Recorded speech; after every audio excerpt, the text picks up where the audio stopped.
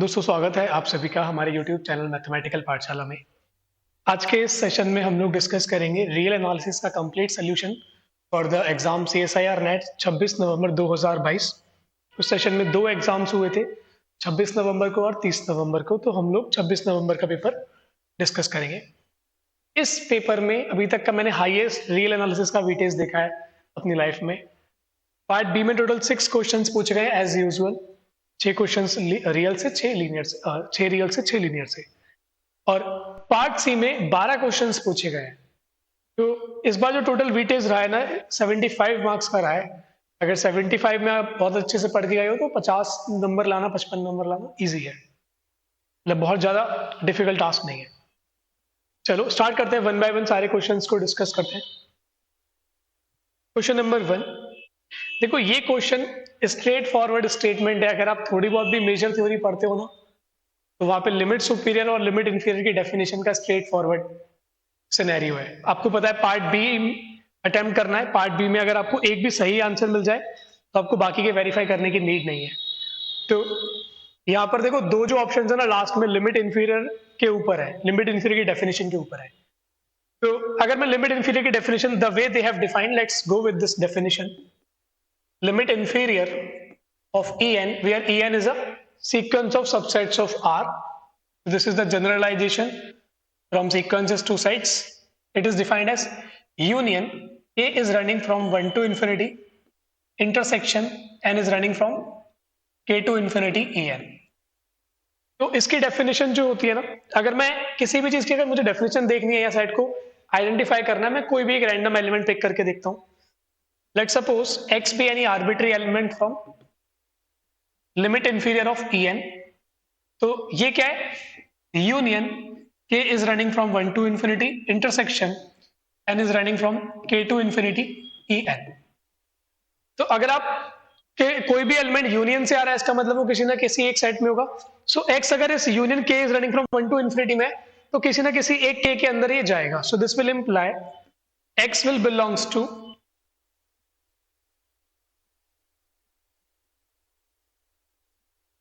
union n is running from k to infinity En for some k belongs to natural number. But अगर x इस intersection में आ रहा है तो you can say that x belongs to En for all n बराबर k plus 1, k plus 2 and so on. तो ये इन सारे En में आएगा। इसका मतलब क्या हो गया? Now you can define your limits of En as a all those x such that x belongs to En for all but finitely many n, but finitely many n। तो इस लाइन का मतलब होता है कि x ये वो सारे मेंबर्स हैं जो En में होंगे for all except finitely many, for all except finitely many. और वो एक्सेप्ट फाइनाइटली मेनी कौन से होंगे? E1 E2 up to ek minus 1। तो अगर आप इस तरीके से जाओगे तो ये क्वेश्चन बहुत ही आसान है। अगर आप यहाँ पे काउंटर एग्जांपल जनरेट करोगे तो मे बी एग्जामिनेशन हॉल में टाइम लग सकता है। तो काउंटर एग्जांपल जनरेट करना मैं आपके लिए छोड़ रहा हूँ, but you can generate counter example. Let me help you with one और विद वन एग्जांपल। तो सपोज करो ये आपको प्रोसीजर समझ में आ गया। अगर आपको एग्जांपल जनरेट करने के लिमिट सुपीरियर और लिमिट इंफीरियर हमेशा बराबर होंगे, तो let's create one simple example. अगर मैं En को En क्या है मेरे पास? सेट्स ऑफ सीक्वेंसेस है ना, तो मैं En सीक्वेंस को बना रहा हूं 0 1 0 1 एंड सो ऑन। बेसिकली मेरा जो En है वो सिंगलटन सेट है। तो this is my E1, this is my E2, this is my E3 and so on. अगर आप इसका लिम्स ऑफ निकालोगे तो लिम्स ऑफ En कैसे डिफाइंड है? Intersection k is running from 1 to infinity, union n is running from k to infinity En। तो अगर आप किसी भी इंडेक्सिंग से En का यूनियन लेना स्टार्ट करोगे तो हर एक यूनियन में 0 1 0 1 दोबारा आएगा। तो ये क्या बचेगा? Intersection k is running from 1 to infinity 0, 1। अगर आप 0 1 का ही इंटरसेक्शन लोगे तो आपके पास 0 1 ही आएगा। तो इसका लिम्स ऑफ क्या है? 0 1। अगर आप इसके लिमिट की बात करोगे तो इसका लिमिट क्या आएगा?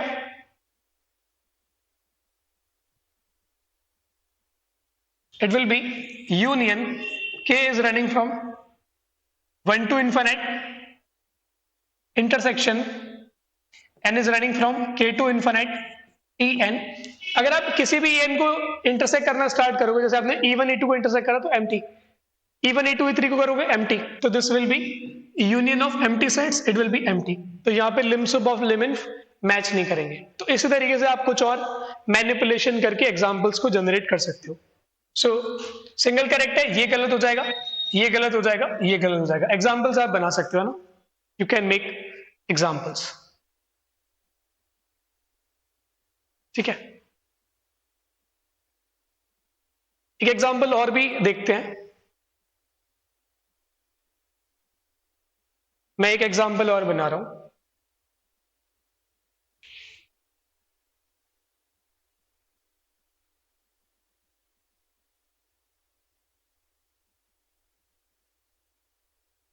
ठीक है, चलो एग्जाम्पल आप बनाना बाकी है ना, आपको हिंट मैंने दे दिया, आप इसी में थोड़े से मैनिपुलेशन करना, यू कैन क्रिएट एग्जाम्पल्स, है ना। So C option will be the correct one. Next problem पे आते हैं। The series converges only for X बराबर 0 uniformly for X belongs to this. देखो, जब भी आपके पास सीरीज का क्वेश्चन आए और वो रेडियस ऑफ कॉन्वर्जेंस वगैरह के बारे में पूछे, या ये पूछे कि ये कब कब यूनिफॉर्मली कन्वर्ज करेगी, तो आप वियरस्ट्रास एम टेस्ट को मिस नहीं कर सकते। You can not miss Weierstrass M test. तो अगर आप इस सीरीज के एसोसिएटेड सीक्वेंस उठाओगे, -1 की power n sin nx upon n log e power n, अगर आप इस पे मॉड लगाओगे तो clearly this will be less than और equal to 1 by n log base en. So this is a real sequence, this is a real sequence, और यहाँ पे जो है वो सीक्वेंस ऑफ फंक्शंस है, तो this is a real sequence. तो ये अगर मैं आपका mn मानू, m मानू, ये mn मान लेते हैं, 1 by n power log n।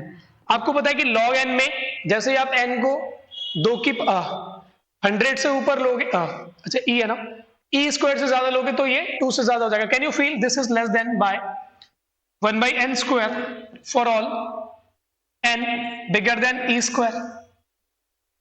ऐसा क्यों होगा? क्योंकि जो log n है, log बेस en है, ये हमेशा 2 से बड़ा होगा for all n bigger than e square. ठीक है, इसको अगर आप इस पे n की पावर लगाओगे तो n की power log base en will be bigger than n square for all n bigger than e square. Reciprocal करोगे तो 1 by n to the power log base en is less than 1 by n to the 2 for all n bigger than e square. तो अगर आपका ये statement holder after certain stage, तो आप series में कुछ टर्म तो छोड़ सकते हो। अगर आप किसी भी इनफाइनाइट सीरीज में फाइनाइटली मेनी टर्म्स छोड़ दोगे तो उसकी कन्वर्जेंस पर डाइवर्जेंस पे कोई फर्क नहीं पड़ता। तो you can feel summation 1 by n square, this is convergent by p series test। तो यहां से आप बोल सकते हो your mn और summation mn is convergent by comparison test। तो by Weierstrass m test this series converge uniformly and absolutely both for all x। तो यहां पर ऑप्शन में तो उन्होंने यूनिफॉर्मली बोला है, I can say this converges uniformly plus absolutely for all x in R. तो करेक्ट आंसर क्या आ जाएगा? फोर्थ, यूनिफॉर्मली एंड अगर इसमें एब्सोल्युटली भी होता तो मैं वो भी इंक्लूड कर सकता हूं। नेक्स्ट प्रॉब्लम, ये प्रॉब्लम अच्छा प्रॉब्लम है, अगर आपके पास अच्छी नॉलेज है तब आप इसको अटेम्प्ट कर सकते हो, नहीं तो आप फंस सकते हो उसमें।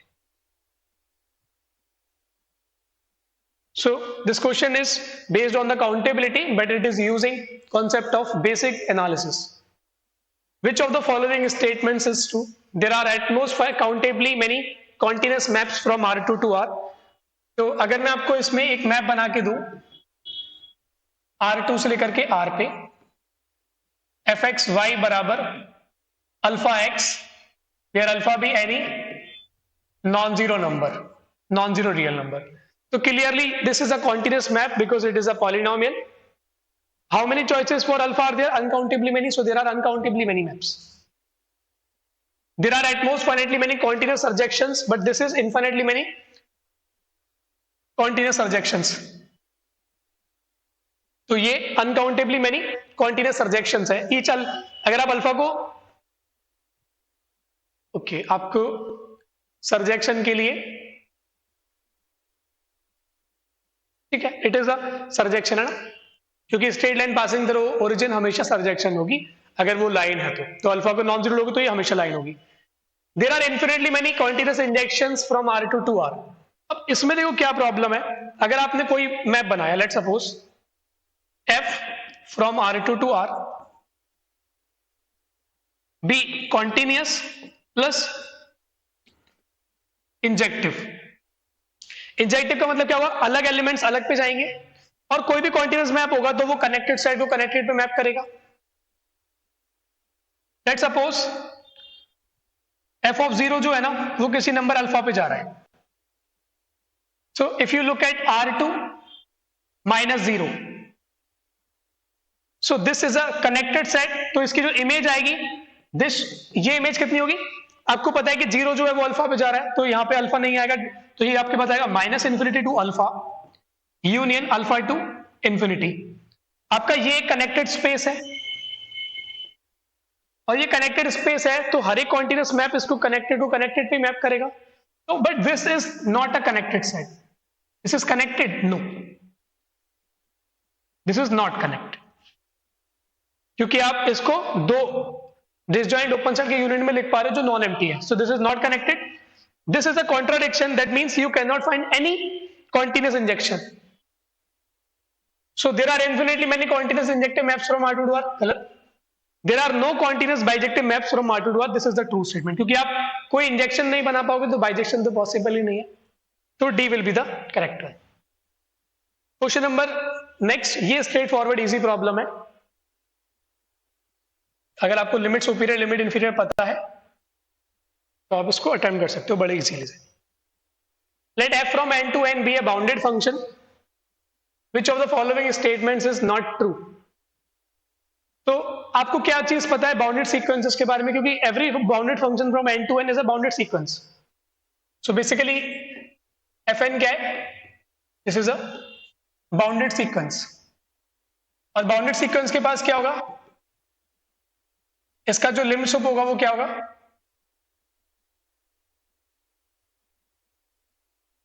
this will be the largest limit point और ये क्या होगा, limit smallest limit point.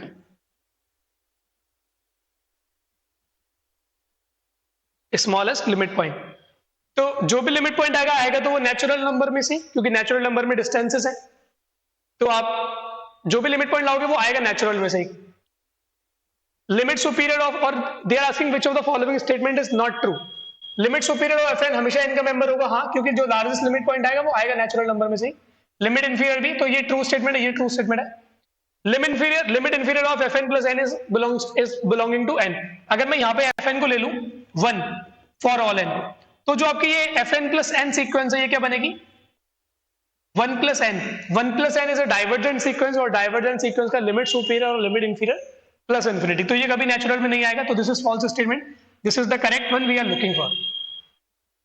Fourth वाला, limit superior of fn plus n. fn एक बाउंडेड है, fn प्लस n जो होगा जब इंफिनिटी पे जाओगे ये हमेशा इंफिनिटी पे जाएगा, तो उसका लिमिट सुपीरियर और लिमिट इंफीरियर क्या आएगा, हमेशा प्लस इंफिनिटी आएगा, तो ये नेचुरल नंबर नहीं होगा. This is a true statement. तो correct answer will be C, 3. Question number next, ये प्रॉब्लम कंप्लीटली कॉन्टिन्यूटी की बेसिक प्रॉपर्टी के ऊपर है. सॉल्व करते हैं इसको.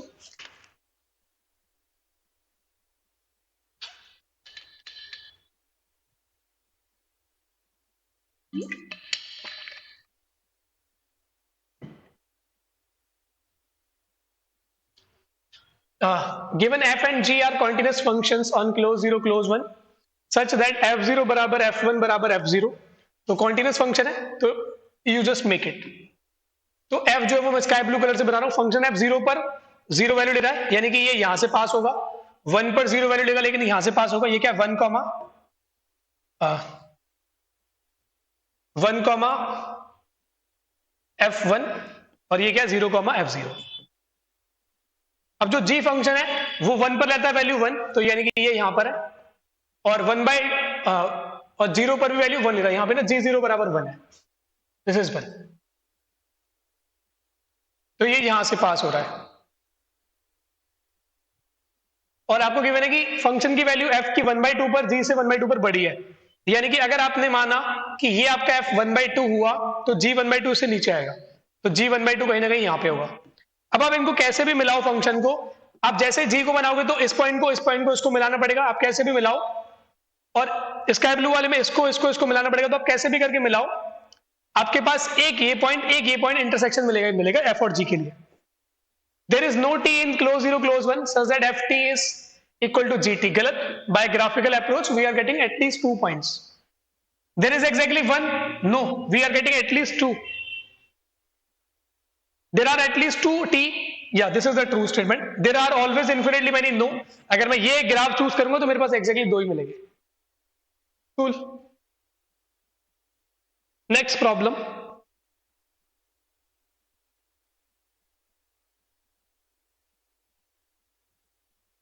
This question says, given a n be a sequence of real numbers, which of the following statements is true? Summation -1 to the n a n upon 1 plus a n converges। अगर मैं यहां पर a n को choose कर लूं constant 1, तो ये series क्या बनेगी, समेशन -1 की power n into 1/2, this does not converge. There is a subsequence a n के सच दैट दिस कॉन्वर्जेस। अगर मैं यहां पे भी a n को कांस्टेंट 1 लूं, तो कोई भी उसको सबसीक्वेंस होगी वो भी 1 ही होगी, तो यहां पे क्या बचेगा 1/2, this is divergent. There is a number b such that this converges. तो अगर आप सी वाले ऑप्शन पे आओ, सी पे अगर मैं चूज करूं, सपोज a n इज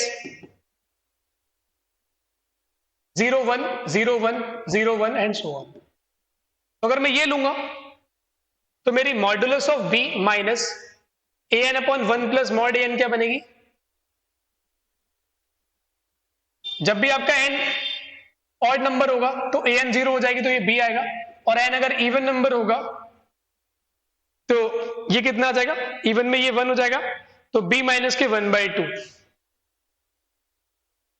अगर आप -1 की power n b minus A N upon 1 plus A N लिखोगे, 1 प्लस ए एन का मॉड लिखोगे, तो जब आपका n ऑड होगा, ऑड के केस में ये कितना है b है, और -1 ये कितना आएगा -b। n इवन होगा तो ये कितना है b माइनस के 1/2, तो it will B b minus 1/2।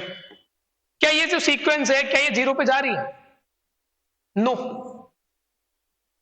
अगर ये 0 पे जाएगी तो b भी 0 पे होना चाहिए और b 1/2 होना चाहिए, तो ये तो हो नहीं सकता, तो you can not give me a b number. इसका मतलब क्या है कि आप मुझे इस सीक्वेंस के लिए कोई भी b दे दोगे, ये वाली एसोसिएटेड सीक्वेंस कभी 0 पे नहीं जा रही, तो necessary condition for a series to be convergent is getting failed, so this option can not be true. तो ये गलत हो जाएगा, ये गलत हो जाएगा, ये गलत हो जाएगा। अगर क्वेश्चन सही है D will be the true one. Think about it कि फोर्थ वाला एग्जैक्टली ट्रू क्यों होगा। तो जब आप इसको सोचोगे ना तो आपके पास सबसीक्वेंस के अंदर सबसीक्वेंस आएगी, तो ट्राई करना इसको सोचने के लिए ना, it will give you idea, ठीक है। तो इसको आप कैसे सोच सकते हो, इसके लिए मैंने आपको हिंट दे दिया है कि आपको सबसीक्वेंसेस की सबसीक्वेंसेस बनानी पड़ेंगे, है ना। तो यहां पर आपका आइडिया काम करेगा कि ये जो सबसीक्वेंस है ना, ये कहीं ना कहीं तो ये सीक्वेंस है, ये एक बाउंडेड सीक्वेंस है, तो इसके पास कोई ना कोई कॉन्वर्जेंट सबसीक्वेंस होगी। उस कॉन्वर्जेंट सबसीक्वेंस की जो लिमिट होगी ना, अगर आप उसको बी चूज करोगे तब ये कन्वर्ज करेगी, ठीक है। Question number, we are done with the part A part B problems, now we are landing into part C problems. So interesting problem है, बट ये किसी भी बुक का एक स्टैंडर्ड एग्जांपल है, चाहे आप एस के मापा बुक पढ़ के जाओ, चाहे एस कुमारसन सर की बुक पढ़ के जाओ, तो ये किसी भी एक किताब का स्टैंडर्ड एग्जांपल है। तो इसको सॉल्व करने के लिए लेट्स सी, आपको गिवन है ax is the sum of this power series, तो मैं ax को अगर एक्सपेंड करूं तो ये कितना आएगा, x की पावर n। ओके, अगर मैं इसको एसओपीएस लिखूं, SOPS of summation x power n 1 minus x, तो इसकी एसओपीएस कितनी आएगी, n 0 से स्टार्ट हो रहा है तो 1 minus x, even 1 minus x को हम बाहर ही रख सकते हैं, 1 plus x square plus x power n, ये कितना हो जाएगा 1 माइनस एक्स की पावर n, क्योंकि 1 माइनस एक्स की पावर n का फॉर्मूला जब आप ओपन करोगे तो यही आपको मिलेगा, it will be this one. So clearly from here you can feel this converges to 1 if x belongs to closed 0 open 1, it is 0 when x is equal to 1. तो यहाँ पे जो ये सीक्वेंस है, यहाँ पे सारी की सारी सीक्वेंस कॉन्टिन्यूस फंक्शंस की है, but this is a discontinuous limit, discontinuous limit, ये 1 पे कॉन्टिन्यूस नहीं है। तो अगर कोई सीक्वेंस ऑफ फंक्शंस, यहाँ पे जो एसओपीएस है ना, clearly you can feel this is a sequence, और यहां पे फील कर सकते हो this is sequence of continuous functions. तो अगर ये एसओपीएस यूनिफॉर्मली कन्वर्ज करती तो उसकी जो लिमिट होती है वो यूनिफॉर्म लिमिट जो होती है वो कॉन्टिन्यूस होती है। Uniform limit of a sequence of continuous functions is again continuous, but here your limit function is not continuous, so ये सीरीज यूनिफॉर्मली कन्वर्ज नहीं कर सकती। So this ax are not, ax is not uniform। Pointwise तो कर रही है ना, point wise तो हमें दिख रहा है इसकी लिमिट कितनी आ रही है, 1 और 0 आ रही है, दिस वन इज इजी। अगर मैं सेकंड की बात करूं तो क्या मैं सेकंड में भी ये टेक्निक लगा सकता हूं, या मुझे मतलब कुछ और टेक्निक लगानी पड़ेगी? There is a very nice result. अगर आप ड्रिचलेट टेस्ट से जाओ या रेशियो ड्रिचलेट टेस्ट या एबल्स टेस्ट से जाओ, क्योंकि वो सीरीज ऑफ आर्बिट्री टर्म्स में काम करती है, तो अगर आप ड्रिचलेट टेस्ट से जाओ या एबल्स टेस्ट से जाओ तो आपको आंसर इसका एक लाइन में मिल जाएगा। But let me try one more new way. अगर मैं bx की एसओपीएस एक बार देखूं तो bx क्या है, summation n is running from 0 to infinity minus 1 to the power n x to the n 1 minus x। तो अगर मैं इसकी एसओपीएस देखूं तो ये कितना आएगा, it will be 1 minus x को आप बाहर रख ही सकते हो, तो ये बनेगा 1 minus x plus x square minus x cube plus x to the power 4 minus 1 to the power n x to the power n, क्योंकि जब ऑड आ रहा है तो माइनस आएगा, इवन आएगा तो प्लस आएगा। Fine, now this is a finite GP. अब फाइनाइट जीपी का सम कितना होता है उसको लिख सकते हैं, इट इज ए को बाहर लेते हैं 1 माइनस कॉमन रेशियो की पावर n, तो कॉमन रेशियो कितना है यहाँ पे, एक सेकेंड, मैंने यहाँ पे एक छोटी सी मिस्टेक परफॉर्म करी है ना, यहाँ पे n प्लस 1 आएगा ना, यहाँ पे n प्लस 1 आएगा, it is n plus 1 not n, क्योंकि टोटल इस पॉलिनोमियल की डिग्री n प्लस 1 है, तो यहाँ पे n प्लस 1 सर्वाइव करेगा। तो इसमें कितना आएगा 1 माइनस, इसका कॉमन रेशियो कितना है, minus x to the power n plus 1 divided by 1 minus minus of x, ये इसका कॉमन रेशियो आएगा, जिसमें कि आप x को 1 के इक्वल नहीं ले रहे हो, क्योंकि x 1 लोगे और 1 और 0 लोगे तो ये already 0, you can feel b at 0 बराबर b eight 1 is already 0,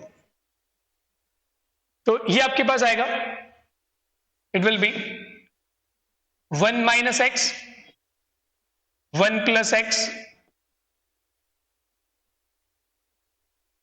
1 minus minus 1 to the power n plus 1 x to the power n plus 1, ठीक है, ये आएगा। क्लियरली यू हैव सीन कि 0 पर ये 0 पर ये 0 हो रही है, 1 पे 0 हो रही है,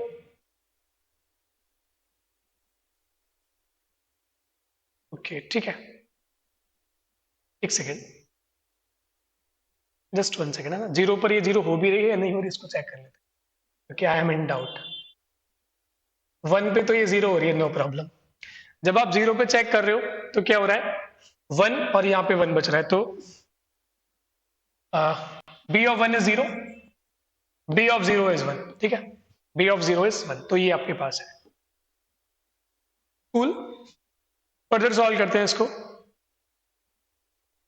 ये जो SOPS है क्लियरली ये आपके पास आई है 1 minus x over 1 plus x, और जब भी आपका x 0 और 1 का मेंबर नहीं तो ये कहां पे कन्वर्ज करेगी? So you can feel your SOPS converges to, क्योंकि as n tends to infinity ये पार्ट आपका 0 पे चले जाएगा क्योंकि आपका x 0 और 1 के अलावा कुछ है। तो it will be 1 minus x over 1 plus x,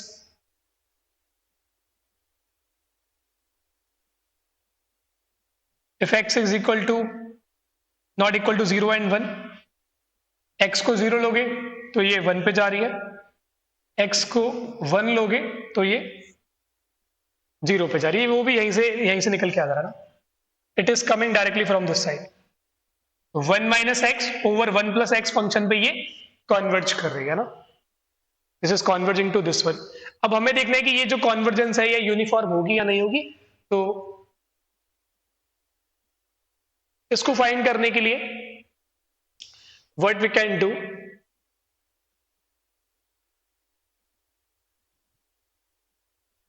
यहां पे लिमिट भी यूनिफॉर्म है, ठीक है। अगर मैं बाय डेफिनेशन जाता इसकी लिमिट ये आ गई तो SNX माइनस के SX अगर मैं करता तो ये पहला पार्ट कैंसिल हो जाएगा, आपके पास बचेगा 1 minus x over 1 plus x.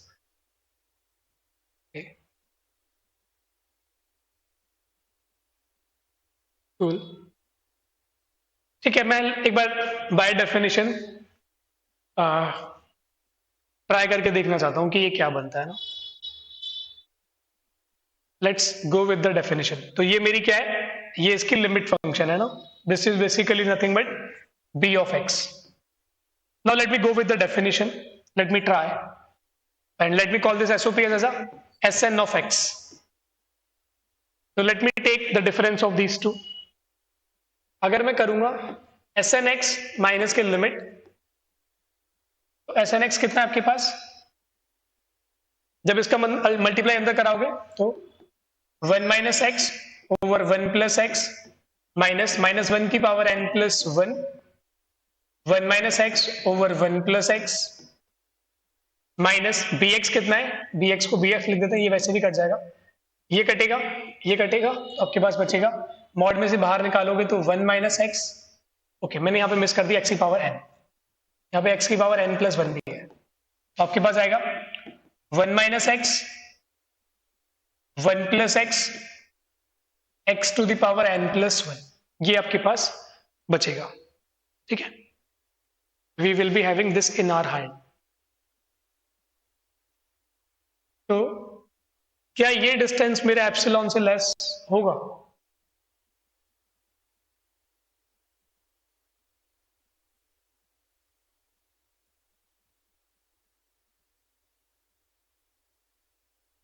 यहाँ पे जो x है ना मेरा, आपके क्वेश्चन में x की वैल्यू 0 से 1 दी हुई है ना, ठीक है। तो यहां से यूनिफॉर्म कन्वर्जेंस देखने में थोड़ी सी मतलब प्रॉब्लम तो हो रही है ना, we are feeling little bit difficulty in this part. So for uniform convergence I will use a Dirichlet. I was thinking कि यहां से मे बी रिजल्ट मिल जाए मुझे, but not getting from here.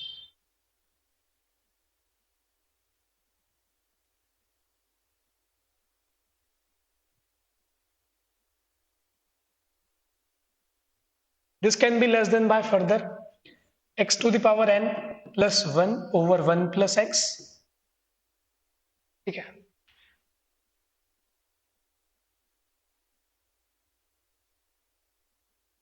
इतना आ जाएगा, फिर इसके बाद मुझे n और एप्सिलॉन में रिलेशन नहीं मिल रहा, I am not getting relation and, ठीक है। So let's not go with this one. Let's use the Dirichlet test for the uniform convergence. So bx आपके पास है summation n is running from 1 to infinity minus 1 to the power n x to the power n into 1 minus x। तो यहाँ पे अगर मैं आपकी anx मान लूं minus 1 की power n B N X को मैं मान लू x to the power n 1 minus के x। तो अगर आप B N plus one minus B N करोगे तो कितना आएगा, B N plus one minus के बी एन, तो it will be x to the power n plus 1 1 minus x to the power n 1 minus x is common out।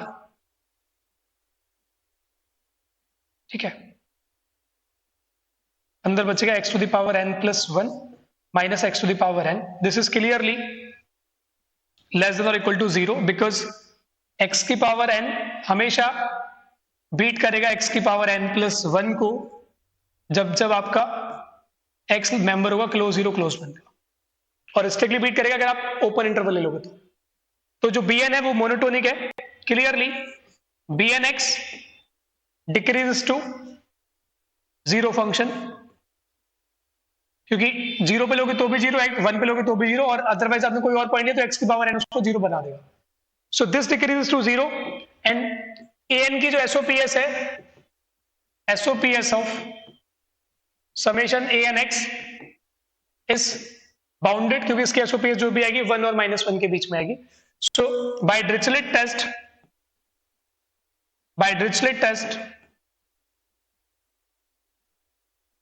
bx converges uniformly, तो we can go with this criteria, है ना।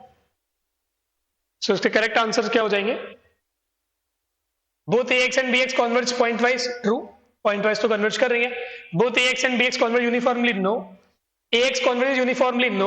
bx converges uniformly but ax does not, to a and d। Next problem, ये difficult problem था examination hall में, मतलब ऐसे question को सोचना थोड़ा सा मुश्किल होता है। Suppose that fn is a sequence of real valued functions on R, suppose it converges to a continuous function f uniformly on each closed and bounded subset of R। इसका मतलब क्या है कि निश्चित ही जो पॉइंट ऑफ प्रॉब्लम होता है ना, वो या तो प्लस इंफिनिटी होगा या माइनस इंफिनिटी होगा। यानी कि जो भी आप सीक्वेंस लोगे, अगर उसकी यूनिफॉर्म कन्वर्जेंस को प्रॉब्लम आ रही होगी तो सिर्फ प्लस इंफिनिटी पे या माइनस इंफिनिटी पे आ रही होगी, क्योंकि बाउंडेड डोमेन पे कोई प्रॉब्लम नहीं है। तो अगर मैं एक एग्जांपल यहां पर क्रिएट करूं, सिंपल सा एग्जांपल है, आप लोग भी क्रिएट कर सकते हो। x by n, clearly this converges uniformly to 0 for all bounded domain, for all bounded domain, but fn x बराबर x by n does not converge uniformly to 0 on minus infinity to infinity, क्योंकि ये infinity पर अगर आप x को लोगे n तो ये कट जाएंगे, इसके सबसीक्वेंस 1 आ जाएगी जो कि 0 पर नहीं जाएगी। तो ये जो सब सीक्वेंस है ये इंफिनिटी और माइनस इंफिनिटी में इसको प्रॉब्लम आ रही है, क्योंकि ये जो बाउंडेड डोमेन है ना, इसकी वजह से प्रॉब्लम आ रही है। अगर आप x बाई n को लेस और इक्वल टू 1 बाई n बना पाओगे तो तभी बनेगा जब x बाउंडेड हो। ऑप्शंस पे आते हैं। The sequence fn converges to f uniformly on R, no। The sequence fn converges to f pointwise on R, pointwise से ट्रू होगा। सेकंड वाले का आइडिया देख लो। Let a be any real number you give me, so I will make a domain, let's suppose D from a minus 1 to a plus 1, so this is a closed and bounded domain।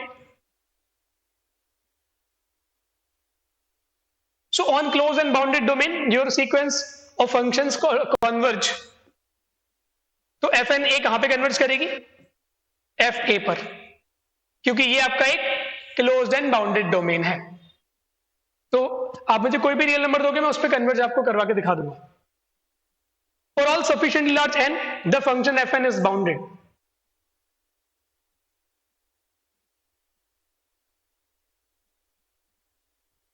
ठीक है, और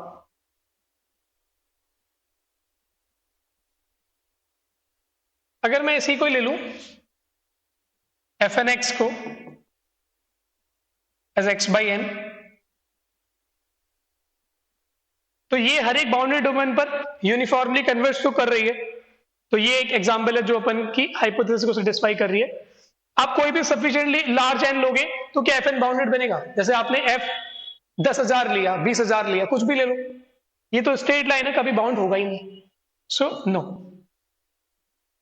for all sufficiently large n the function fn is continuous. आपको क्या बोला है? Suppose that fn is a sequence of real valued functions on R, suppose it converges to a continuous function f uniformly on each closed and bounded subset of R, which of the following statements are true? For all sufficiently large n the function fn is continuous। जरूरी कि fn continuous होगा?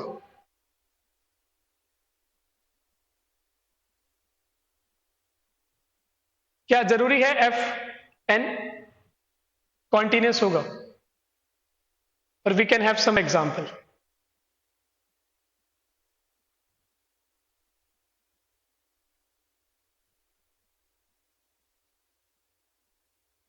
For all sufficiently large n the function fn is continuous।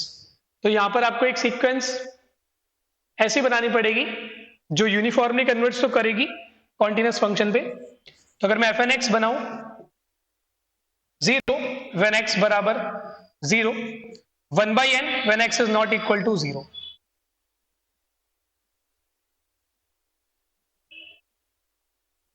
तो fn मेरा 0 होगा हर एक के लिए जब जब आप 0 लोगे। तो यहां पर आप देख सकते हो किसी भी n के लिए ये कॉन्टिन्यूस नहीं है 0 पर, और ये हमेशा यूनिफॉर्मली कन्वर्ज करेगी 0 फंक्शन पे। तो ये भी एक फॉल्स स्टेटमेंट। तो ये इतने सारे एग्जांपल्स माइंड में क्लिक करना एग्जामिनेशन हॉल में डिफिकल्ट टास्क है। Next problem,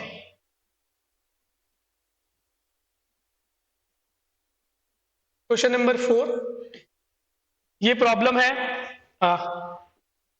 for p belongs to r consider the improper integral 0 to 1 t power p sin t dt, which of the following statements are true? ठीक है,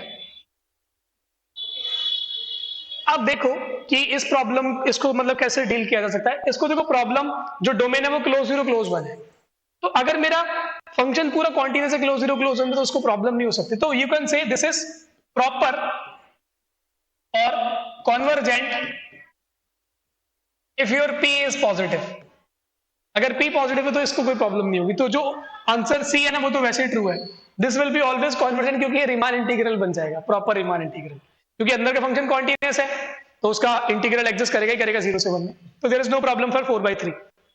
next, अगर आप देखो तो t की power, इसको प्रॉब्लम कहां आ सकती है? जब p नेगेटिव होगा। तो let suppose p is negative, तो you can feel that sin t upon t power p, sin भी 0 से 1 में पॉजिटिव है, t पावर p भी पॉजिटिव होगा, क्योंकि t एक वेरिएबल है तो 0 से 1 पे रन कर रहा है। This will be less than और equal to 1 by t power p। अगर मैं कंपैरिजन टेस्ट यूज करूं, if I use comparison test, so इसको देखते हैं कहां प्रॉब्लम है। 0 से 1 1 by t to the power p dt। So you can feel this is convergent if and only if p is less than 1। if and only if p is less than 1, p बराबर 1 पर ये converge नहीं करता।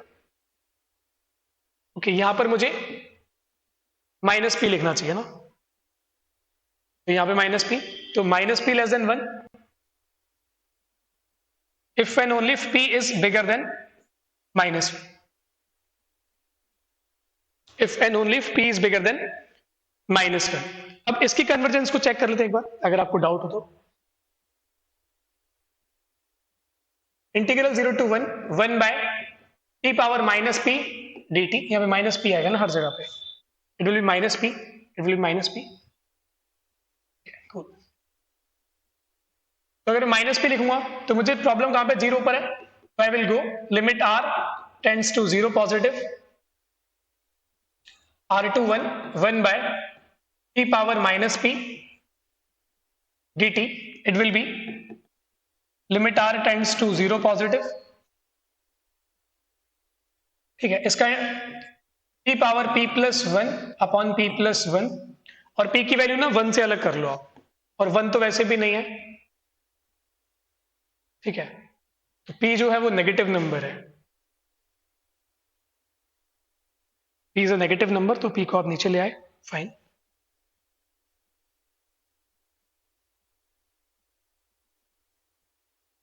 Just 1 second, मैं कुछ गलती कर रहा हूं। तो p पॉजिटिव पे कोई प्रॉब्लम नहीं है। p अगर आप नेगेटिव लेते हो तो इसको नीचे ला सकते हो।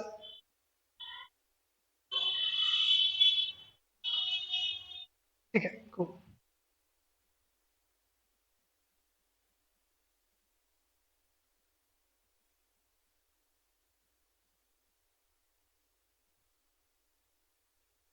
तो p की वैल्यू जो है वो आप -1 के अलावा कुछ चूज करके देख रहे हो ना, या क्योंकि -1 अगर आप लोगे तो ये लॉग वाला हो जाएगा, तो वो डिफाइंड नहीं होगा ना। तो मैं कल ही अभी इसको देख रहा हूँ।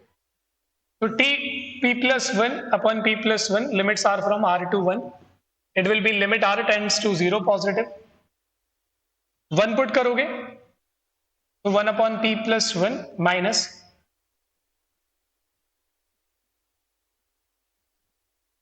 r to the power p+1 upon p+1. So you can feel this exist if and only if, देखो r जब 0 पे जाएगा,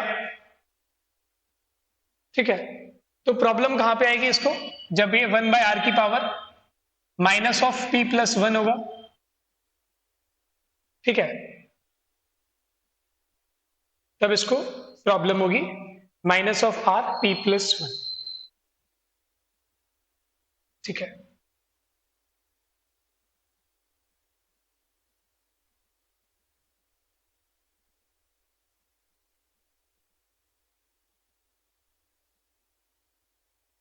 So I will say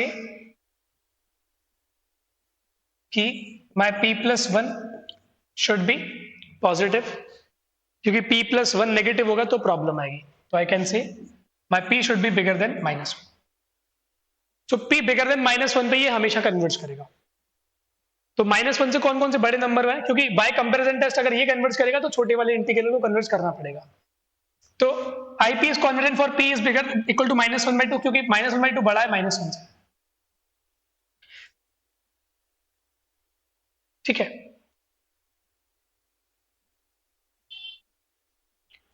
बाकी जो है आपके पास माइनस के 3/2 है और आपके पास माइनस के 4/3 है, ये दो नंबर है। कूल।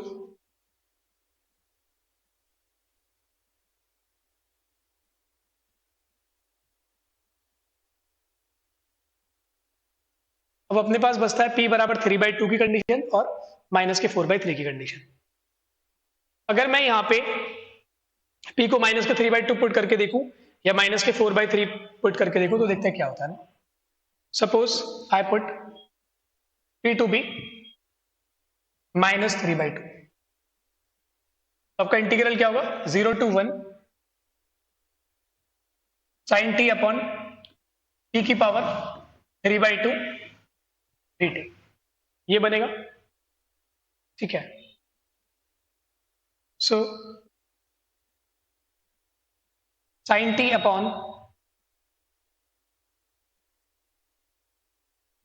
p की पावर 3/2 को अगर मैं कंपेयर करूंगा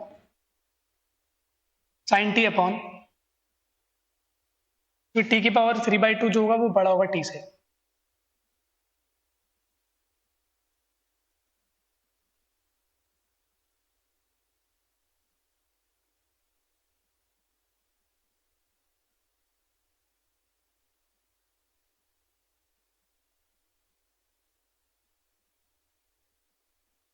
क्या मेरे पास कुछ और लॉजिक है यहाँ से मैं थोड़ा और एक्यूरेटली इसको टैकल कर सकूं।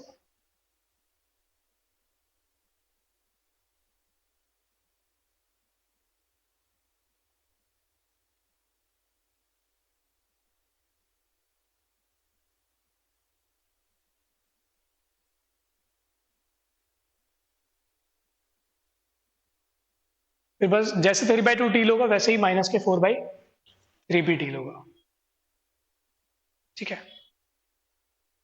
क्या कुछ और नेचुरली सोच सकते हैं।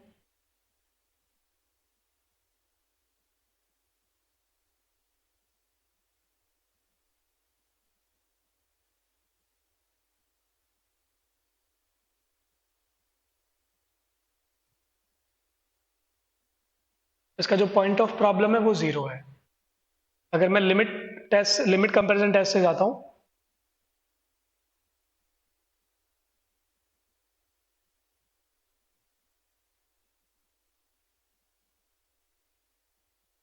ठीक है, एक बार let me go with this one. अगर मैं p की वैल्यू रखता हूं माइनस के 3/2, तो आपका इंटीग्रल है 0 to 1 sin t upon p की पावर 3/2 dt, ठीक है।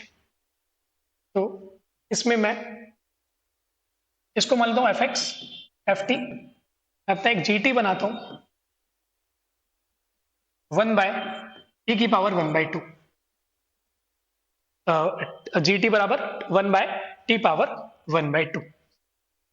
तो अगर मैं फाइंड करूं limit t tends to 0 positive F T upon G T, तो आपके पास आएगा limit t tends to 0 positive F T कितना है साइन टी बाय, तो जब इसको कैंसिल आउट करोगे तो आपके पास क्या बचेगा sine T upon t, 0/0 form आएगी कॉस टी बाय का करोगे तो it will be 1। It is a non zero finite number.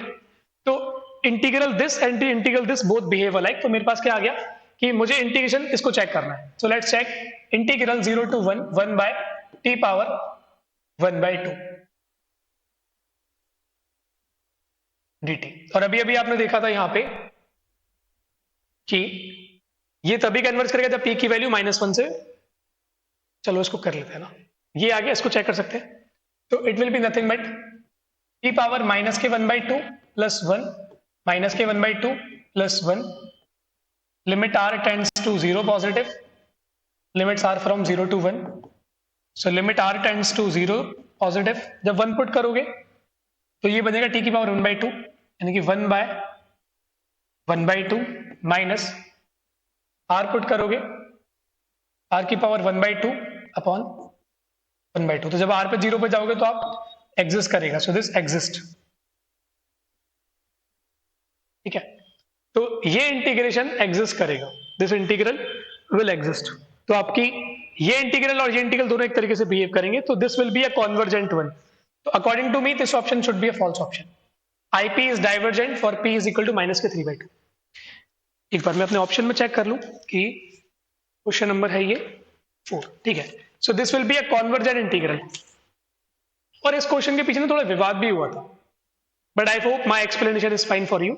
Same आप -4/3 पे चेक कर सकते हो।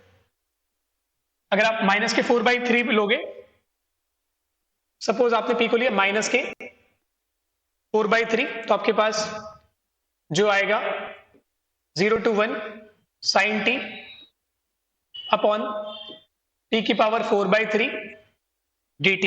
अब आप इसको मानोगे एफ टी, मैं बनाऊंगा एक G T, that will B 1/t⁻1 - एक सेकेंड रुकना, -3/2,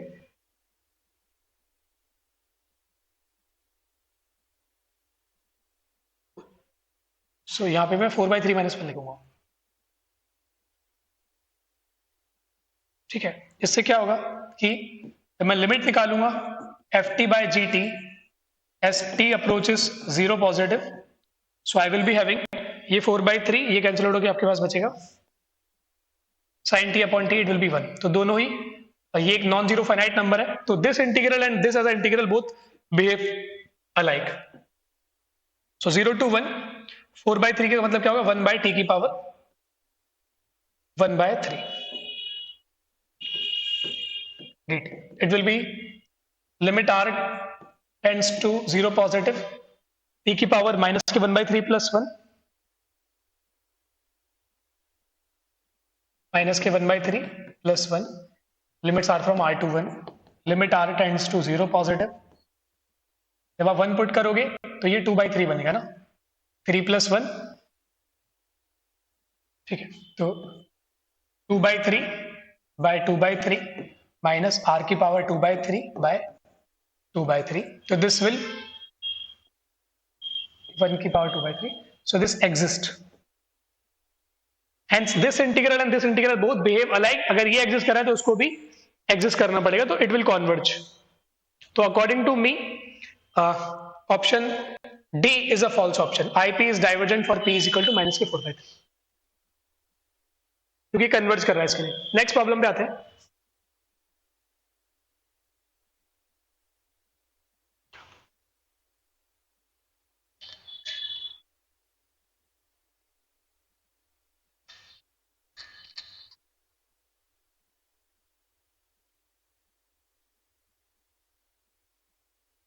ये क्वेश्चन इजी अपन लोग कर सकते हैं इजीली, है ना। देखो एफ एक्स वाई आपको डिफाइन है, तो डिसकंटिन्यूटी एट 0 0, तो आप क्या करोगे पोलर कोऑर्डिनेट में चेंज करोगे तो जैसे आप रखोगे लिमिट r टेंड्स टू 0, ऊपर क्या होगा r cube cos cube theta और x square plus y square कितना होगा r स्क्वायर। तो ये आपके पास कितना आएगा 0 आएगा विच मैचेस विद f00। तो कॉन्टिन्यूस तो होगा ये गलत ये true. All directional derivative of f at 0 exist. तो अगर मैं duf निकालूं एट 0 तो इसका मतलब क्या होगा, और u यहां पर एक यूनिट वेक्टर होगा ना, ऑल डायरेक्शनल डेरिवेटिव यानी कि आप यहां पे जो u लोगे that will be unit vector. तो limit h tends to 0 f of 0 plus h u1 u2 minus f00 divide by h। तो ये आएगा limit h tends to 0 f of h u1 u2 यानी कि h1 cube u1 cube upon u1 square plus u2 square h square common into divide by h वाला 1 by h। तो h cube से h cube जाएगा। Clearly the below the denominator is 1, the denominator is 1, तो it will B u1 cube. So this exist for all norm u बराबर 1। So all directional derivative of f at 0 exists. Cool. f is not differentiable at 0 तो differentiability के लिए I need to work out. तो differentiability के लिए I will go with the actual definition. So देखो मुझे क्या चीज की नीड पड़ेगी differentiability के लिए। I will write r h1 h2, this is called the reminder one. f of 0 पर चेक करो, f of 0 प्लस इसमें कुछ आपने चेंज करा प्लस h1 h2 माइनस के f00 माइनस के Jacobian matrix, Jacobian means grad f at 0 grad f grad y grad of at 0 into h1 h2। तो ये जो है ये जो रिमाइंडर टर्म है this should satisfy this limit h tends to 0 mod R H और divide by norm H. यहाँ पे आप नॉर्म एच को रिप्लेस कर सकते हो square root of h1 square plus h2 square, और ऊपर अगर रियल क्वांटिटी है रियल के अलावा कोई और क्वांटिटी तो आप ऊपर भी नॉर्म लगा सकते हो। अगर ये एरर टर्म 0 पे जाएगा then only I can say my function is differentiable. तो यहाँ पे अगर आप इसको चेक करोगे limit h1 h2 tend to 0 कोई वेक्टर 0 पे जाता है उसका मतलब वो वेक्टर 0 पे जा रहा है। f of 0 plus h1 h2 ये कितना आएगा h1 cubed over h1 square plus h2 square. f00 पर 0 है, ग्रेडियंट अगर आप चेक करोगे तो उसको निकाल सकते हैं, ठीक है। So let's find gradient. तो मैं यहां पे निकाल देता हूं quickly, del F over del X at 0 आप निकालोगे तो limit h tends to 0 f of h comma 0 minus f00 by h it will be limit h tends to 0 f of h comma 0 कितना आएगा h cubed upon h square into 1 by h it will be 1। वैसे आप यहां से भी कर सकते हो, जो आपने ग्रेड ये जो निकाला ना डायरेक्शनल डेरिवेटिव, अगर आप u को ले लोगे, अगर आपने u को लिया 1 0 तो ये आपका क्या बन जाएगा del F over del X. अगर आप u को ले लोगे 0 1 it will become del F over del Y. तो आपके पास क्या रहा था u1 क्यूब आ रहा था, तो जब आप u को 1 0 लोगे तो 1 आएगा, u को अगर आप 0 1 लोगे तो ये 0 आएगा। तो यहां पे जो ये आएगा 0 आएगा तो it will be minus 1 0 h1 h2 column vector divided by square root of h1 square plus h2 square. तो इसको जब हम चेक करेंगे फाइनली तो लिमिट मैं चाहूं तो उसको इसमें चेक कर दो, ठीक है। तो लिमिट r टेंड्स टू 0, इसका डिवाइड इसमें लगाओगे तो ये क्या बनेगा r cube cos cube theta, यहां से r स्क्वायर और एक आ आएगा यहां से, माइनस ये क्या होगा 1 का मल्टीप्लाई h1 में, h1 क्या है r cos theta divided by this 1। तो आप देखोगे कि ये थीटा से फ्री नहीं है, so this limit does not exist. Does not exist आ रहा है तो मैं इसको 0 0 तो बोल नहीं सकता, तो फंक्शन इज नॉट डिफरेंशिएबल।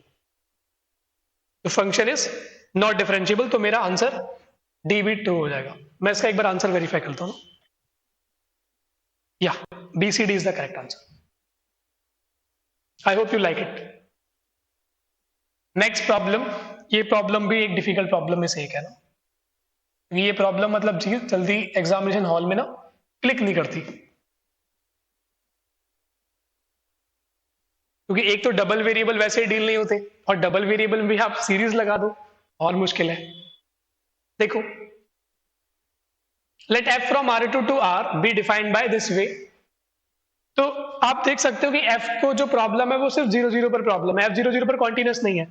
अगर आप पोलर कोऑर्डिनेट रख के देखोगे तो लिमिट r टेंड्स टू 0, ये आएगा plus 2r square cos theta sin theta by r square जाएगा, ये फ्री फ्रॉम x नहीं है ना, सो दिस डज नॉट एग्जिस्ट। इसका मतलब क्या है कि function f is not continuous at 0 0, function f is not continuous at 0 0। अब बाकी के ऑप्शंस पढ़ते हैं ना। एक नया फंक्शन g बनाया है which is the summation of f of x minus N y minus N.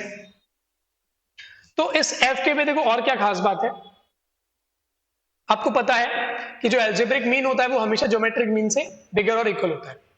तो अगर मैं x square plus k y square by 2 का चेक करूं, that will be bigger than और equal to square root of x square y square, that will be mod x y. So I can say mod xy by x square plus के y square is bounded by 1 by 2, और 2 को यहां पे रखूंगा तो ये bound को 1 से। तो you can feel modulus of fxy is bounded by 1। ठीक है, अब आपको g जो फंक्शन गिवन है उसकी बात करते हैं। अब देखो g में जो भी है, ऊपर f का फंक्शन है, नीचे 2 की पावर n, तो आपको पता है कि 2 की पावर n तो कन्वर्जेंट सीरीज टाइप की होती है। तो अगर मैं इस एसोसिएटेड सीक्वेंस को पिक करूं, and if I look at this one, f of x minus N comma y minus N by 2 power n, clearly you can feel इसका जो मॉड होगा that will be less than equal to 1 by 2 power n, because f is bounded by 1 for all x y। Now let me call it mn। So summation 1 by 2 power n is convergent. क्यों? क्योंकि ये एक geometric series है, और geometric series कब converge करती है, जब उसका कॉमन रेशियो का मॉड्यूलस 1 से छोटा होता है। So this is convergent as geometric series, और आप इसमें कोई भी टेस्ट लगा सकते हो ना, जो टेस्ट आप चाहो। तो दिस इज कॉन्वर्जेंट। अगर ये कॉन्वर्जेंट हुआ तो by Weierstrass M test this series converges uniformly and absolutely. This series converges uniformly and absolutely. But मैं यहां पे ये नहीं कह सकता जो मेरी ये g होगी ना, ये सीक्वेंस ऑफ कॉन्टिन्यूस फंक्शंस होगी, ये नहीं बोल सकता मैं। या फिर इसकी जो एसओपीएच होगी वो कॉन्टिन्यूस फंक्शंस की होगी, वो नहीं बोल सकता मैं, क्योंकि f को प्रॉब्लम कहां है 0 0 पर, तो इसको प्रॉब्लम कहां पे होगी जब x n होगा y n होगा, यानी कि 1 1 2 2 3 3 4 4 इस टाइप के पॉइंट पर g कभी भी कॉन्टिन्यूस नहीं हो सकता। तो मैं यहां से ये नहीं कह सकता कि ये जो एक्सप्रेशन होगा ये कॉन्टिन्यूस मैप होगा, आई कैन नॉट से। ठीक है, नेक्स्ट बात करते हैं। अब इस g को मैं और लिख लेता हूं एक बार। So my g of x y is defined as summation n is running from 1 to infinity f of x minus n y minus n by 2 power n. So this is a sum of absolutely and uniformly convergent series. This is a absolutely and uniformly convergent sum. तो ये well defined तो होगा, इसमें तो कोई problem नहीं है। हाँ, यूनिफॉर्म लिमिट को मैं हमेशा कॉन्टिन्यूस नहीं बोल सकता, वो तब तक नहीं बोल सकता जब मेरे पास सीक्वेंस कॉन्टिन्यूस फंक्शंस की नहीं है। तो you feel SOPS of summation n is running from 1 to infinity f of x comma x minus n comma y minus n divided by 2 power n. This is not of continuous functions. Why? अगर मैं इसका पहला ही term लिखूं, suppose let me right S1 of xy, अगर मैं लिखूंगा तो मेरे पास कितना आएगा f of x minus 1 comma y minus 1 by 2 power n. Clearly this is not continuous at 1 1, क्योंकि f 0 0 पर कॉन्टिन्यूस नहीं है, तो ये x minus 1 y minus 1 0 कब होंगे जब आप x और y को 1 1 लोगे, तो ये मेरा 1 1 पर कॉन्टिन्यूस नहीं है, तो this is not of continuous functions, so I cannot say the limit function is a uniformly the uniform limit is a continuous map, ये नहीं बोल सकता मैं। अब ऑप्शंस पे आते हैं, अभी मैंने ऑप्शन पढ़ना स्टार्ट नहीं करी। G is continuous from R2 to R, no. G is continuous from R2 to R, no. तो G जो है वो n कॉमा n पर कॉन्टिन्यूस नहीं है, तो आई कैन से G इज कॉन्टिन्यूस, क्योंकि अगर मेरा जहां जहां पर f कॉन्टिन्यूस होगा तो उसकी यूनिफॉर्म लिमिट भी कॉन्टिन्यूस होना पड़ेगा। तो G is continuous on R2 minus k comma k, where k varies over natural numbers. Why? Because of uniform limit of continuous function is continuous. Uniform limit of continuous functions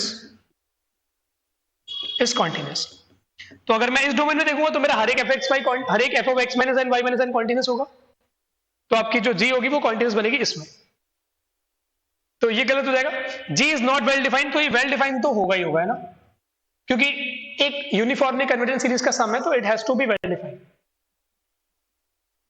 G is continuous on R2 minus kk, true. Now the function hy, where hy is g of cy is continuous on R for all c. तो अगर मैं hy को एक बार introduce करूं, h of y कितना होगा,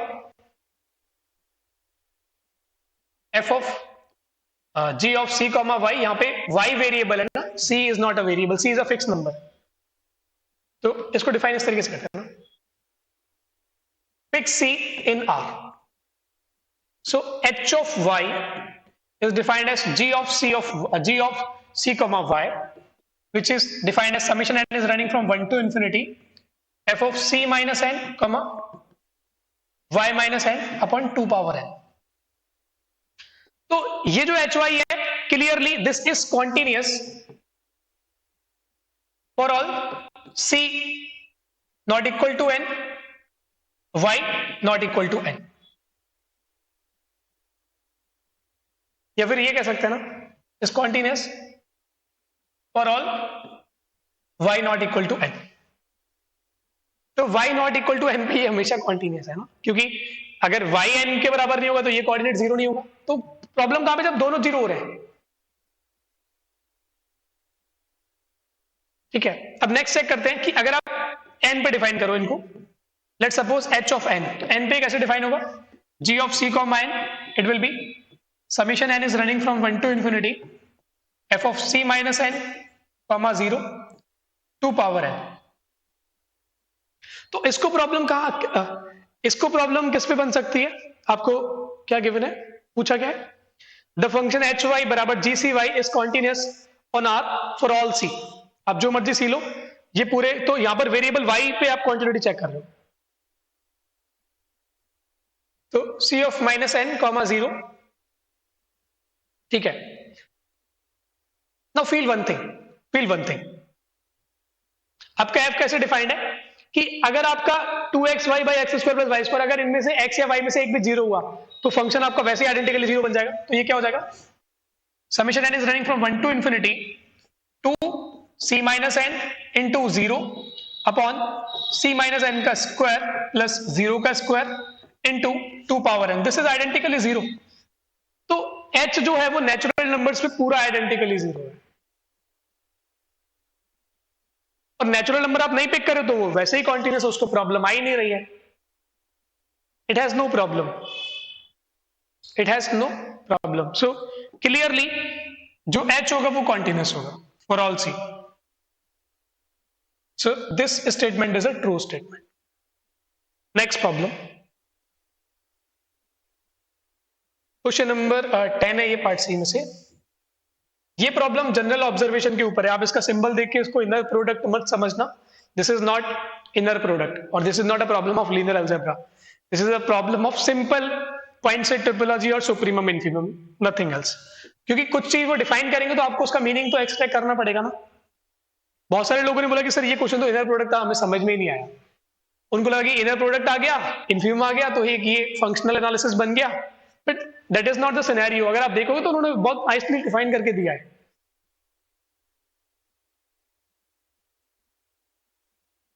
देखो, question is a very nice problem. Let n be a positive integer and f be a non empty proper subset of 1 to n, यानी कि f में जीरो एलिमेंट नहीं होंगे, f में n एलिमेंट नहीं होंगे, तो cardinality of f can not be zero और n।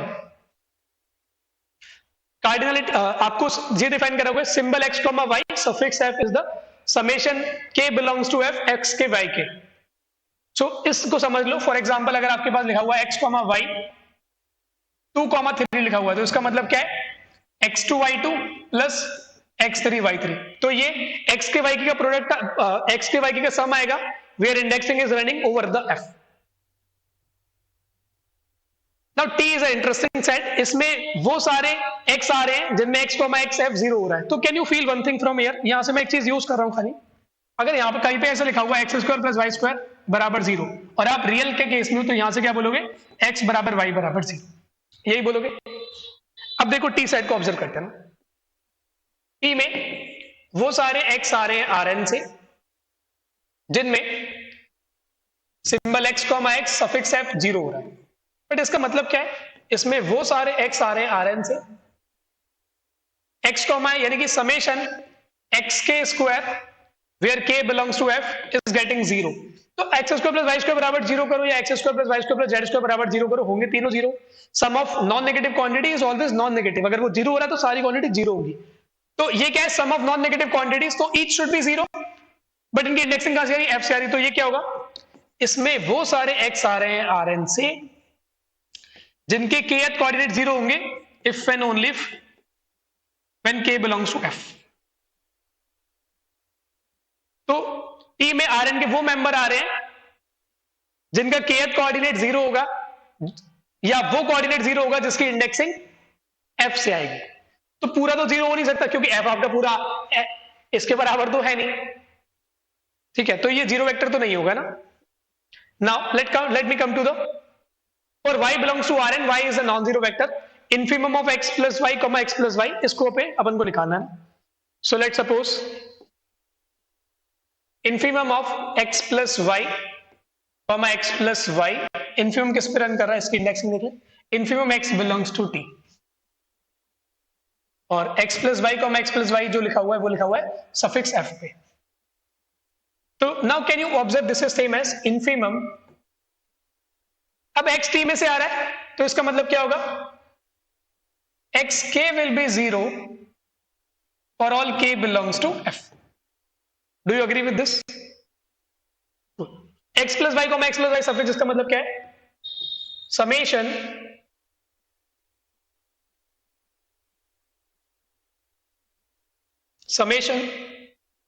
k varies over f, xk plus yk, xk plus yk. Now if you write x belongs to t or you write xk is 0 for all k belongs to f, both are same. अब xk 0 है, तो जब जब k f से आएगा उसके लिए xk 0 होगा, तो ये क्या बचेगा, infimum x belongs to t summation k belongs to f, it will be yk square. But summation yk square symbol, this indexing is independent of x, so this is same as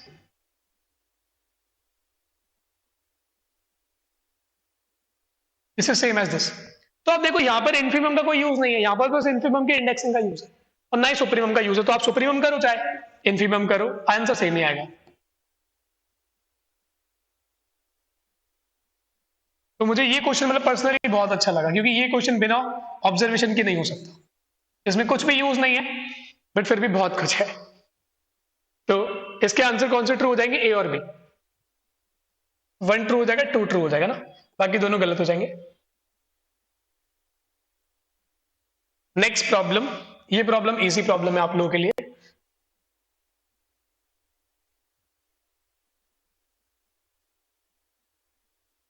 देखो आपको uniform continuity में जितना भी आता है आप सब इसमें लगा दो।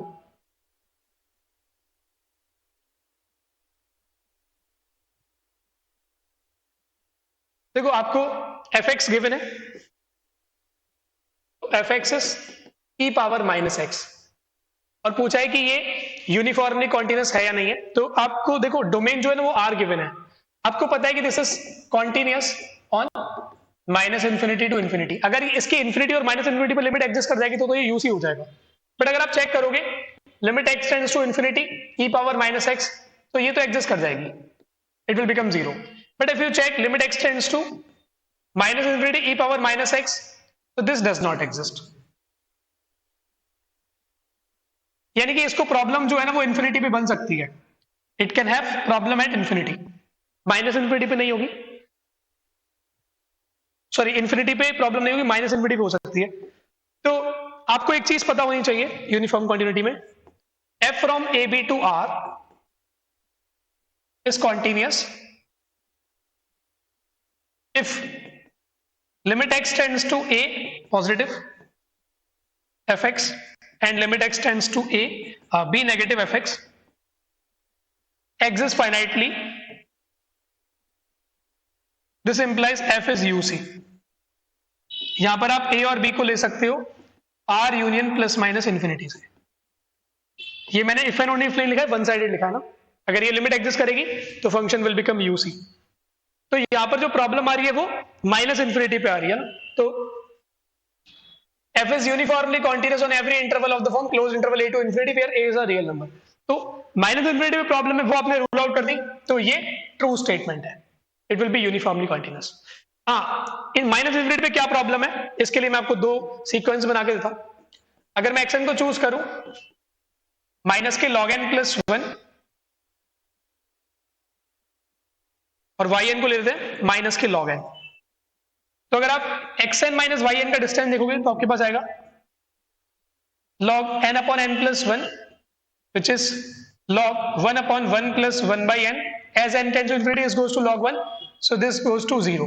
तो इनका डिफरेंस 0 पे जा रहा है, बट अगर आप इनको e की पावर x पे लगाओगे तो F X N minus K F Y N it will be n plus 1 minus K n which is 1 which does not go to 0। तो यहाँ पे दो सीक्वेंस का डिस्टेंस 0 पे जा रहा है, बट करस्पॉन्डिंग फंक्शनल सीक्वेंसेस का डिस्टेंस 0 पे नहीं जा रहा, सो this is not uniformly continuous। So both f and g are uniformly continuous? No. g is uniformly continuous, तो g को चेक करते हैं। g क्या है? e की पावर माइनस एक्स स्क्वायर।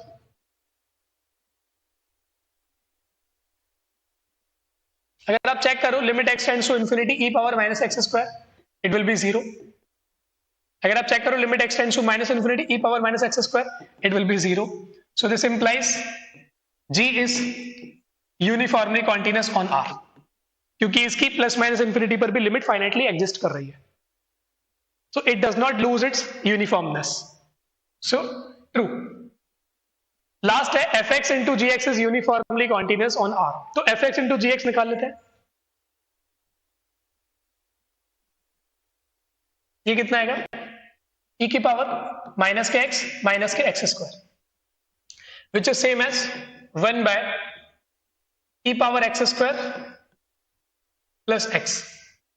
तो यहां पे देखो कि जो ये एक्स स्क्वायर है ना ये एक्स को बीट करेगा, तो इसमें जब आप लिमिट पुट करोगे ना तो ये लिमिट आपकी एक्स स्क्वायर के थ्रू डिसाइड होगी।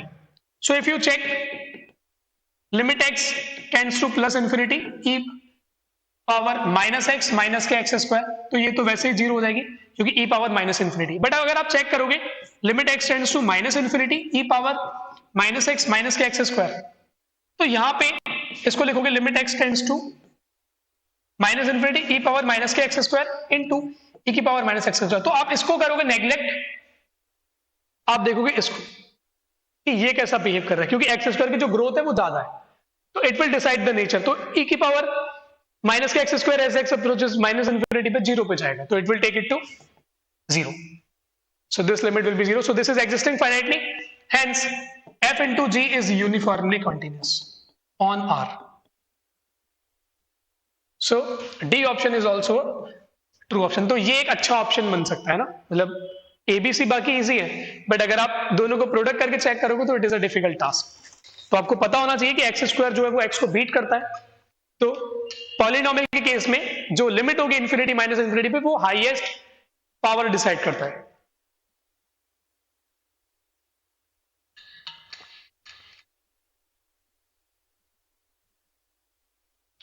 नेक्स्ट प्रॉब्लम,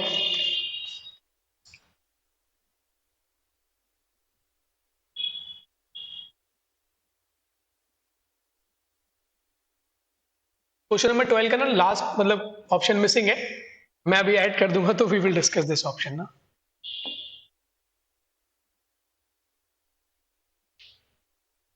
ठीक है, तो which of the following statements are true, F is continuous at 0 0 no.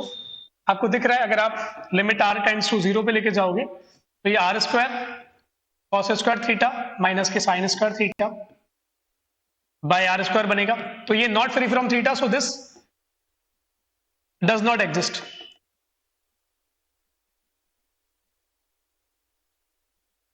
f is bounded in a neighborhood of 0 0, f is not bounded in a neighborhood of 0 0। D option भी यहां पे मैं लिख देता हूं ना कि फोर्थ स्टेटमेंट क्या है, just allow me a moment.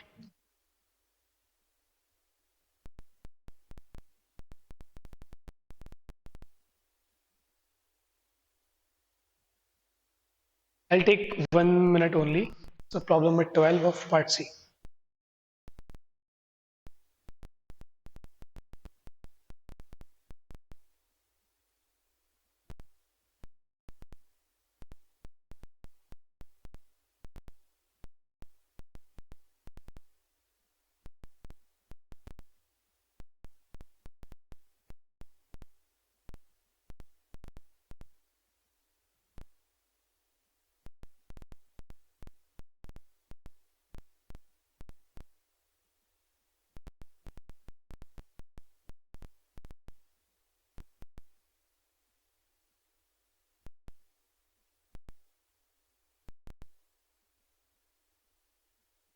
Last option है f has all directional derivative, f has all directional derivative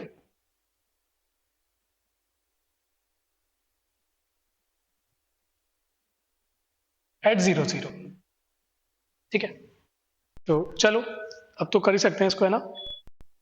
अगर मैं सबसे पहले बात करूं, ए तो अपना डन हो गया, अगर मैं फोर्थ ऑप्शन पे आऊंगा ना, तो अगर मुझे 0 0 पे डायरेक्शनल डेरिवेटिव लिखना है तो D U F at 0 0 where U is a unit vector, it will be limit h tends to 0 f of 0 0 plus h u1 u2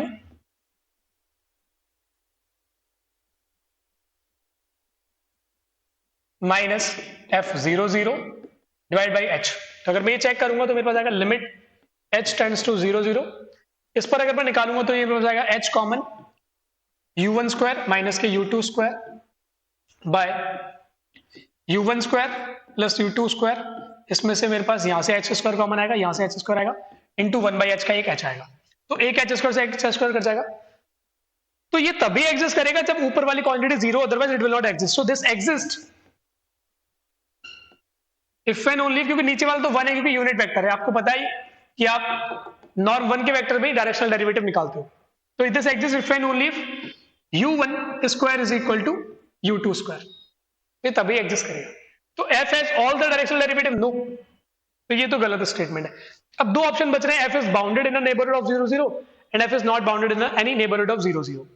तो जब आप 0 0 पर देखो, 0 0 के नेबरहुड पर जब आप लिमिट चेक कर रहे हो या जब आप पोलर कोऑर्डिनेट्स रख रहे हो तो आपके पास क्या आ रहा है,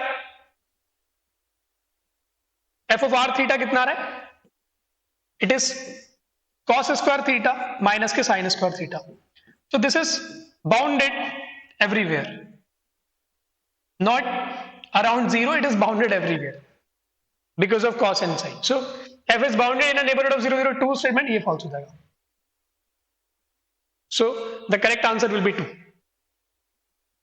क्वेश्चन नंबर 13 इजी प्रॉब्लम है आप लोगों के लिए, सीरीज वगैरह तो आप खिलाड़ी लोग हो, ठीक है। ऐसे क्वेश्चन मतलब गलती नहीं करनी होती, मैं इसलिए कह रहा हूं कि ये तो इजी प्रॉब्लम्स हैं, क्योंकि इनमें गलती करना मतलब सिलेक्शन से बाहर जाना। इजी प्रॉब्लम नहीं मिस करने। Which of the following statements are true? The series this is convergent, true by Leibniz. By Leibniz test. The series is absolutely convergent, तो अगर मैं 2 का मॉड पार्ट उठाऊं, मॉड्यूलस ऑफ -1 की power n upon square root of n plus n, ये कितना आएगा 1 by square root of n plus n। तो इसको अगर मैं xn मानूं और एक yn बनाई जाए 1 बाय रूट n, तो आपके पास आएगा, और 1/, काम करते हैं ना, इसको और भी आसान कर लेते हैं ना, इसको ऐसे भी तो सोच सकते हैं ना, 1/2n बड़ा होगा, ये बड़ा होगा। जब आप n को बड़ा करोगे तो क्वांटिटी छोटी होगी, तो दिस इज बिगर देन और equal to this is divergent as a series. So by comparison test this series is divergent. तो ये एब्सोल्युटली कन्वर्ज तो नहीं कर रही, कंडीशनली कन्वर्जेंट तो होगी। सो this is conditionally convergent is true, not absolutely, क्योंकि ये सीरीज तो कन्वर्जेंट है। क्यों? क्योंकि ये लेबनिज टेस्ट से कन्वर्जेंट है। थर्ड ऑप्शन और फोर्थ ऑप्शन इंटरेस्टिंग बना है। पहले फोर्थ को देख लेते, फिर आप समझ जाओगे थर्ड का लॉजिक। जब आप n की पावर 3/2 से डिवाइड होगे तो ये n की पावर 1/2 है, तो ये कितना आएगा? समेशन -1 की power n by n plus 1/n की पावर 3/2। अब यहां पर आप देखोगे कि समेशन -1 की power n by n convergent है बाय लेबनिज, समेशन 1/n की पावर 3/2 कॉन्वर्जेंट है बाय पी सीरीज टेस्ट, और we know that sum of two convergent series is convergent, hence it has to be convergent, तो ये true हो जाएगा। Now let's talk about the third one. Third one में जब आप इसको ब्रेक करोगे तो पहला टर्म क्या आएगा? √n को इससे डिवाइड होगे, तो मैं सिर्फ ये लिख रहा हूं, तो 1/n प्लस -1 की power n by n plus log n by n। Clearly this is bigger than और equal to log n by n, क्योंकि ये टर्म जो भी आएगा ये आएगा तो हमेशा नॉन नेगेटिव ही, या तो जीरो हो जाएगा या तो पॉजिटिव आएगा, तो this term will be bigger than और equal to log n by n। Now this is divergent as a series, तो आप इसमें चाहो तो कॉचीज कंडेंसेशन टेस्ट लगा सकते हो। अगर आप कॉचीज कंडेंसेशन टेस्ट लगाओगे तो क्या आएगा? 2 power k log 2 power k upon 2 power k, इससे ये जाएगा तो ये क्या आएगा? k log 2 as a series, this is divergent. So by Cauchy's condensation test, this series and this series both behaves alike, hence this is divergent because this is divergent. So this is divergent, तो ये option भी गलत हो जाएगा। तो अगर अपना answer 1 हो जाएगा और 4th हो जाएगा। We are almost close to finish this session. ये सबसे आसान problem, which of the following sets are in bijection with r? r की कार्डिनलिटी कितनी होती है? c, which is 2 power alif naught. Set of all maps from 0 1 to n, कितने function आप बना सकते हो? alif naught का स्क्वायर, बट alif naught का square is same as alif naught, तो ये तो नहीं होगा। Set of all maps from n to this one, तो यहां से कितने होंगे? कोडोमेन की कार्डिनलिटी की पावर डोमेन की कार्डिनलिटी, तो 2 पावर alif naught, तो ये ट्रू हो जाएगा, क्योंकि जब कार्डिनलिटी मैच करेगी तो बाइजेक्शन हमेशा एग्जिस्ट करेगी by using Bernstein theorem. Set of all subsets of power, set of subset of natural number, तो पावर सेट की कार्डिनलिटी भी कितनी होती है? 2 पावर alif naught, तो मैच कर रही है, तो ये बन जाएगा। Set of all subsets of r, power set of r की कार्डिनलिटी कितनी होगी? 2 power c, which is 2 power alif naught। So by continuum hypothesis 2 power alif naught बड़ा होगा 2 पावर alif naught से, तो ये बराबर नहीं है, so there is no bijection. So B true हो जाएगा, सी ट्रू हो जाएगा। क्वेश्चन नंबर 18, देखो ये क्वेश्चन अच्छा प्रॉब्लम है, एग्जामिनेशन हॉल में आपको परेशान कर सकता है, but let me come to the main option, कि मतलब वो आपसे करवाना क्या चाहते हैं। जैसे आप फर्स्ट ऑप्शन में जाओगे तो ये स्ट्रेट फॉरवर्ड ट्रू है। अगर पी एक्स वाई 0 है तो क्या होगा? अगर पी एक्स वाई 0 तो मॉड एक्स भी 0 होगा और मॉड वाई भी 0 होगा। अगर पी एक्स वाई 0 है तो एक्स नॉन जीरो तो मॉड एक्स नॉन जीरो आएगा, यानी कि एक्स को 0 होना पड़ेगा और एक्स 0 होगा, तो मॉड वाई 0 होना पड़ेगा, मॉड वाई 0 होगा तो वाई 0 होगा। तो अगर पी एक्स वाई 0 होगा तो एक्स और वाई दोनों को 0 होना पड़ेगा। ये एक ट्रू स्टेटमेंट है। Clearly it is non negative in both the slots, it is non negative then for all. जब आप अल्फा एक्स अल्फा वाई से लिखोगे तो यहां से आप मॉड अल्फा बाहर निकाल सकते हो, तो it will become true statement. तो पहले तीन में कुछ है ही नहीं।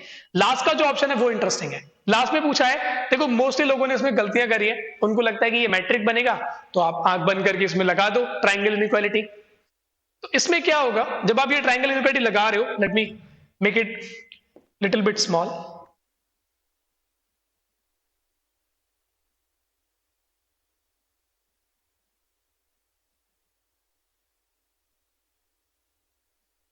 तो लास्ट में जब आप देखो तो इन्होंने क्या पूछा है कि p of x1 plus x2 तो मैं दोनों साइड को पहले डिफाइन कर देता हूँ ना।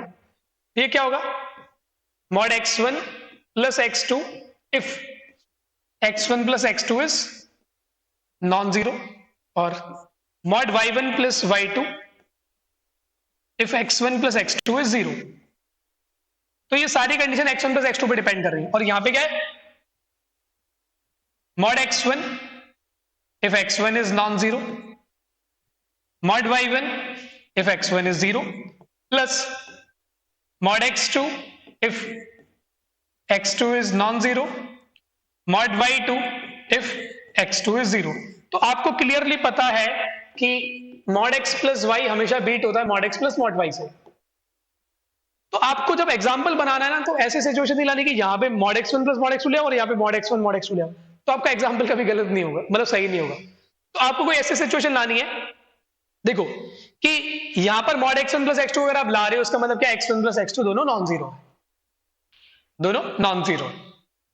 तो x1 और x2 एक दूसरे के माइनस में आएंगे, एक दूसरे के माइनस में आएंगे, तो यहां तो दोनों जीरो होंगे, दोनों नॉन जीरो होंगे, और दोनों नॉन जीरो होंगे तो यहां से mod x1 plus mod x2 ही आएगा। तो आप कुछ ऐसा एग्जांपल सोचो कि यहां पर आ जाए mod y1 प्लस y2 और यहां पर आ जाए mod x1 mod x2, ताकि आप कंपेयर कर सको, क्योंकि mod y1 प्लस y2 को mod y1 mod y2 से कंपेयर करोगे तब भी एग्जांपल नहीं बनेगा। तो एग्जांपल कैसा बनाओ कि x1 प्लस x2 को करो जीरो, तो आप x1 x2 को चूज करोगे 2, -2। अब ये दोनों क्या हो गए, इनका सम जीरो हो गया, तो यहां से आपको क्या मिलेगा, x1 नॉन, तो यहां से mod x1 मिलेगा। और अब आप यहां से बनाओ y1 y2 को 5, 5। तो ये आपको साइड मिलेगी 10, और ये आपको मिलेगा, क्योंकि x1 नॉन जीरो, तो ये मिलेगा आपको 2, ये आपको मिलेगा 2, तो ये इससे बड़ा हो रहा है। अगर ऐसे एग्जाम्पल बनाओगे तो जल्दी बनेगा, तो ये गलत स्टेटमेंट है। तो क्वेश्चन का आंसर कौन सा हो जाएगा, A, B, C। Okay, this is the last problem I guess. या ये भी आसान प्रॉब्लम है, अच्छा प्रॉब्लम है, मतलब इजी है बट डूएबल है ना। Consider the subset of R2 defined as follows. आपको ए में वो सारे पॉइंट लेने हैं R2 के जो इसको सेटिस्फाई करें। इसका मतलब क्या है, या तो x1 हो, या x2 हो, या y3 हो, या फिर y की वैल्यू -4 हो। तो आप इन सारी लाइंस को ड्रॉ कर सकते हो ना। So please draw this lines. तो x बराबर 1 लाइन, x बराबर 2 लाइन,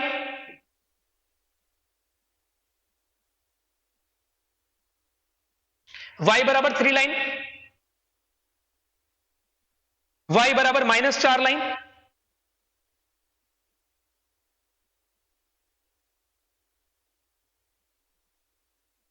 अब आप देख लो, ये जो लाइंस है ना, इन लाइंस का यूनियन है ये साइड, क्योंकि यहां पे और लिखा हुआ है, और कब आता है, यूनियन में। So this side is nothing but the union of these lines. Option A is connected, A is a path connected side, this is path connected, and path connectedness implies connectedness. आप कोई भी दो point दो मुझे, एक point यहां दे दो, एक पॉइंट यहां दे दो, तो मैं यहां करके ज्वाइन कर दूंगा। एक पॉइंट यहां दे दो, एक पॉइंट यहां दे दो, तो मैं ऐसे करके ज्वाइन कर दूंगा। तो आई कैन ज्वाइन, क्योंकि ये इनका इंटरसेक्शन नॉन एम्प्टी है। Union of connected sets connected तब होता है जब उनका इंटरसेक्शन नॉन एम्प्टी हो। This is a standard result. और अब यहां पे तो वैसे भी दिख रहा है आपको, ए इज कॉम्पैक्ट, नो, क्योंकि ये अनबाउंडेड है, lines are not bounded. A closed है, हाँ ये क्लोज तो है, क्योंकि इसके लिमिट पॉइंट देखो, अगर आपने यहां कोई पॉइंट लिया तो इसके अराउंड ये बॉल बनाओगे जो कट नहीं करेगी किसी भी पॉइंट को। तो लिमिट पॉइंट के लिए आपको इनके पॉइंट पे लेना पड़ेगा, ताकि आप नॉन एम्प्टी इंटरसेक्शन बना सको हर एक बॉल का। सो क्लोज तो ये होगा, है ना, क्योंकि यहां पर ए क्लोजर बराबर ए बराबर ए डैश, क्योंकि इनके लिमिट पॉइंट भी ये।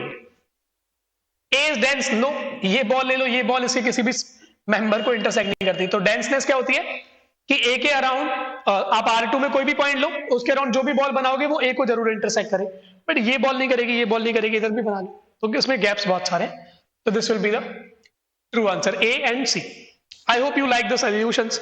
अगर आपको लगे कि किसी भी क्वेश्चन में आपको और कुछ एक्सपेक्टेशन है या एक्सप्लेनेशन की नीड है, तो you can always ping me on the comment box, I will be replying very actively. Thank you very much one more time for watching this solution series.